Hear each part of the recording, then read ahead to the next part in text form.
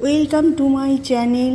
বন্ধুরা, আজ আমি বাড়িতে ঘি তৈরি করেছি। প্রথমে দুধের স্বাদ দুদিন জমিয়ে আমি ফ্রিজে রেখে দিয়েছিলাম।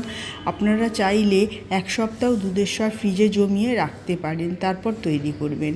আমি সরটাকে ফ্রিজ থেকে বার করে একটা হাতা বা ঝাঁঝরি দিয়ে ভালো করে সরটাকে ফেটিয়ে নিয়েছি।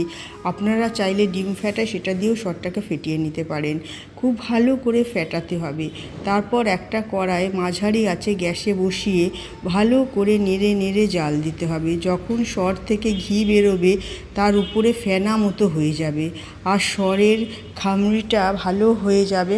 খাকড়িটা দেখবেন একদম কালো হয়ে গেছে, তখন গ্যাস থেকে নামিয়ে ছাঁকনি দিয়ে ঘিটাকে ছেঁকে নেবেন। ব্যাস, তৈরি হয়ে গেল ঘরে সুগন্ধিওয়ালা ঘি।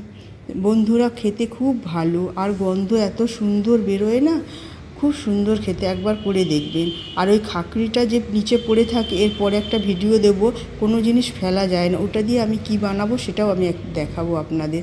ভালো লাগলে লাইক আর সাবস্ক্রাইব করতে ভুলবেন না।